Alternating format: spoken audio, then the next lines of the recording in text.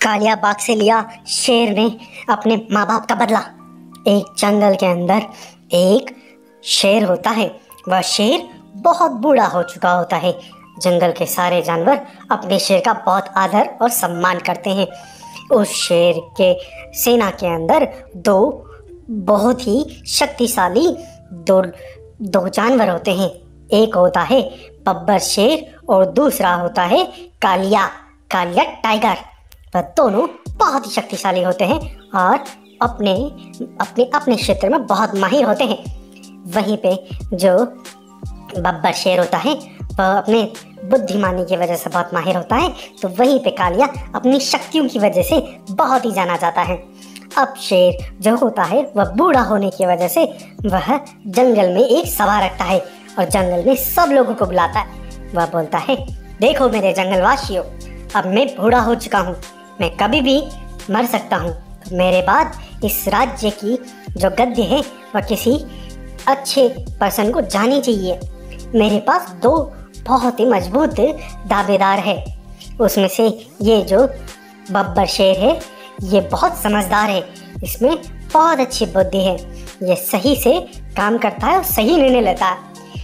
वहीं पे दूसरी तरफ मेरे पास कालिया बाघ है। ये कालिया बाघ बहुत ताकतवर है, इसने जंगल को बहुत बड़ी लड़ाइयों में जीत हासिल करवाई है और इस जंगल को हमेशा प्रोटेक्ट रखा है। इसलिए अब मैंने सोच लिया है कि कौन इस गद्दी पे रहेगा। इस गद्दी पे जो रहेगा वो होगा बब्बर शेर। बब्बर शेर वो इसीलिए क्योंकि ये बहुत बुद्धिमान है और राजा को बुद्धिमान होना बहुत ज़रूरी है। वहीं पे जो कालिया है वह इस जंगल का मंत्री बन के रहेगा, वह इस जंगल को हमेशा प्रोटेक्ट करके रहेगा। ये मेरा निर्णय है और सभी को स्वीकार होना चाहिए। उसके बाद कुछ दिन बीतने के बाद शेर बूढ़ा होने की वजह से चल बसता है और वहीं पे जो बब्बर शेर होता है वह जंगल का राजा बन जाता है। उसके राजा बनने के बाद जो कालिया टाइगर होता है वह उससे बहुत चिढ़ता है, उसको उससे बहुत जलन होती है। वह मन ही मन सोचता है, अरे इस जंगल के लिए मैंने इतनी लड़ाइयाँ लड़ी, इतने सारे जानवरों को मैंने मौत के घाट उतारा, उसके बाद भी अब जाके ये जंगल का राजा बन गया। मैं नहीं, मुझे जंगल का राजा बनना चाहिए, मैं बन के रहूँगा इस जंगल का राजा, इसको मैं कभी ना कभी तो अपने रास्ते से निकाल ही दूंगा। उसके बाद कुछ दिन और बीतने के बाद जो बब्बर शेर होता है उसकी शादी हो जाती है। उसकी एक बहुत ही खूबसूरत सी बीवी होती है। कुछ दिनों और बीतने के बाद उसकी बीवी को एक बच्चा पैदा होता है जो एकदम सफ़ेद कलर का बहुत ही प्रभावशाली शेर होता है, जिसका वो नाम रखते हैं सिम्बा। लेकिन अपने बच्चे को पैदा करते समय जो शेरनी होती है वह बहुत ही घायल हो चुकी होती है। वह किसी भी दवा और किसी भी तरह की जड़ी बूटी से ठीक ही नहीं होती। उसकी इस हालत से उसके पिता, जो सिम्बा के पिता हैं, वह बहुत ही परेशान होते। वह सोचते, अरे मेरी बीवी के ठीक होएगी, कैसे ठीक होएगी, मुझे कुछ समझ ही नहीं आ रहा। तब एक दिन रात को सिम्बा क्या करता है, अपनी जादुई शक्तियों से अपनी रानी को ठीक कर देता है। उसको ये जादुई शक्तियाँ कहाँ से मिली? ये जादुई शक्तियाँ उसे जो पिछले वाला राजा था उसने दी थी।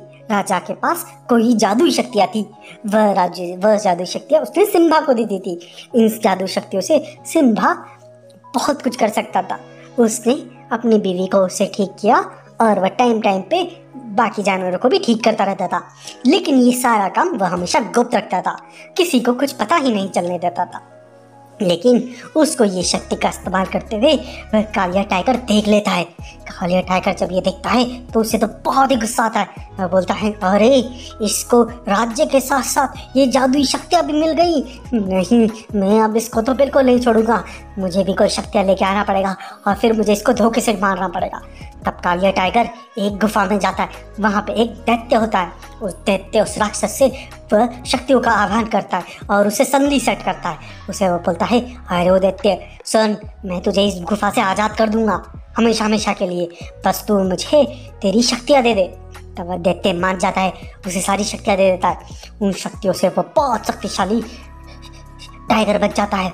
वह एकदम खूंखार टाइगर बन जाता है, जायंट टाइप का, बहुत बड़ा सा। उसके बाद जब वह जंगल में आ रहा होता है तब शेर और शेरनी आपस में बात कर रहे होते। शेरनी बोलती है, अरे राजा जी, मुझे अपने बच्चे के साथ जंगल में कुछ घूमने जाना है, क्या मैं झूम के आऊँ? तब तब वह बोलता है कि ठीक है बीवी, आप जाओ अपने बच्चे के साथ। तब रानी अपने बच्चे के साथ जंगल में चली जाती है।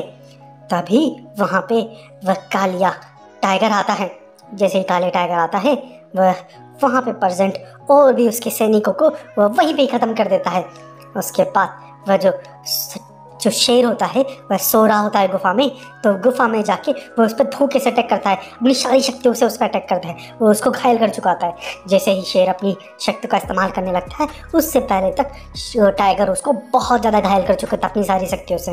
तब शेर को पता चल जाता है कि अब उसका आखिरी समय आ चुका है। तब वह क्या करता है, अपनी शक्तियों को बोलता है, ए मेरी शक्तियों, जाओ तुम जाके मेरे सिम्बा के पास चले जाओ, जल्दी से हवा में उड़ती हुई जाओ, अब मैं बच नहीं पाऊंगा। तब शक्तियाँ उस शेर से निकल के सिम्बा के पास चली जाती है। टाइगर उसको मार के उस जंगल पे राज करता है। वो सारी शक्तियाँ जैसे ही सिम्बा के पास आती है, तब रानी समझ जाती है, अरे मेरे पति से ये शक्तियाँ मेरे सिम्बा बच्चे में आ गई, यानी कि मेरे पति को कुछ हुआ है। तब वो बोलती, बेटा तू जा यहाँ से, दूसरे जंगल में चला जा, वहाँ भाग जा, वहाँ पे जाके तेरे एक मेरे रिश्तेदार है, वो है भालू मामा। भालू मामा के पास जाओ, वह तुम्हें पाल पोस के बड़ा करेंगे, मैं जाके देखती हूँ तुम्हारे पिता को क्या हुआ। तब वह भागा भागा अपने भालू मामा के पास चला जाता है दूसरे जंगल में। और फिर शेर रानी होती है, वापस वो अपनी गुफा के पास आती है। तो वह देखती है कि खूब सारे शेरों को उल्टा टांग दिया होता है, सबको मार के, और वहीं पे ही उसके पति को भी एक सूली पे चढ़ा दिया होता है। वो उसे देख के बहुत ही रोती है। वह देखती है वह काला टाइगर वहाँ पे आता है। तब वो शेरनी बोलती है, ए काले टाइगर, मैं तुझे नहीं छोड़ूंगी, मैं तुझे मार दूंगी। वो उस पर अटैक करने लगती है, लेकिन वह बेचारी उसके सामने कहाँ टिकती, उसके तो बहुत सारी जादुई शक्तियाँ होती है टाइगर के पास।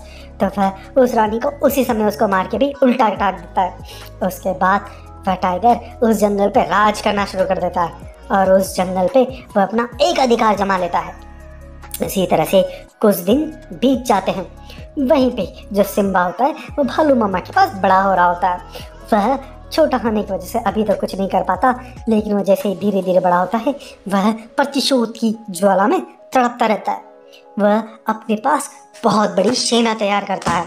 जब वह बड़ा हो जाता है तब अपने भालू मामा से आशीर्वाद लेता है, बोलता है, ए भालू मामा, मुझे आशीर्वाद दे, अब मैं अपने पिता और अपनी माता का बदला उस कालू टाइगर से लेके रहूंगा, मुझे आज्ञा दीजिए, मैं चाहता हूँ उसे बदला लेता हूँ। कालू मामा बोलता है, मेरे बेटा ठीक है, तू जा, मैं भी तेरे साथ आता हूँ और अपने साथ 2-3 और बड़े बड़े राक्षसों को लेके आता हूँ। मुझे मालूम है वो बहुत ताकतवर है, लेकिन हमको सबसे पहले एक काम करना पड़ेगा, हमें उसके पास वो जो राक्षस है उसे मारना पड़ेगा, क्योंकि उसकी शक्तियाँ राक्षस को मारने के बाद आधी हो जाएगी, क्योंकि उसके पास जो शक्तियाँ हैं वो उसी राक्षस की है। चलो पहले उस राक्षस को मारते हैं, मैं दूसरे राक्षस को लेकर आता हूँ। तब भालू दूसरे राक्षसों से संधि करके उन सबको लेके उस गुफा के पास जाता है और उस राक्षस पे अटैक करता है। वह राक्षस बहुत ताकतवर होता है।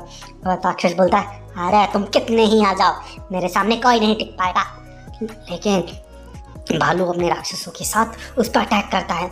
वह 1-2 राक्षस को तो वह राक्षस मार देता है, लेकिन अंत में सिम्बा अपनी जादुई शक्तियों का यूज करके उस राक्षस को वहीं पे समाप्त कर देता है। उसके बाद वह सिम्बा अपने सारे सेना के साथ टाइगर के पास पहुंचता है।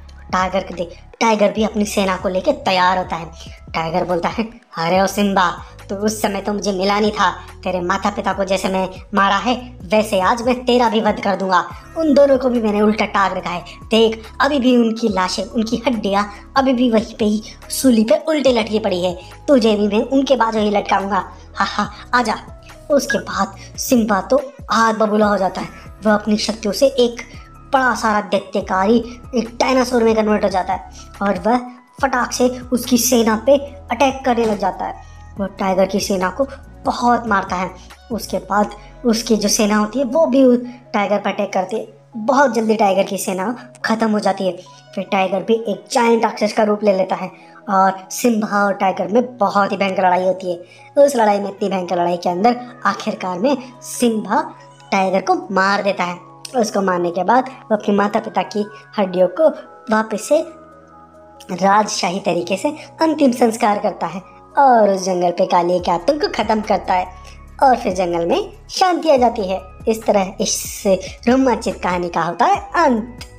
जंगल वाइल्ड एनिमल चैनल को शेयर कीजिए और सब्सक्राइब करिए।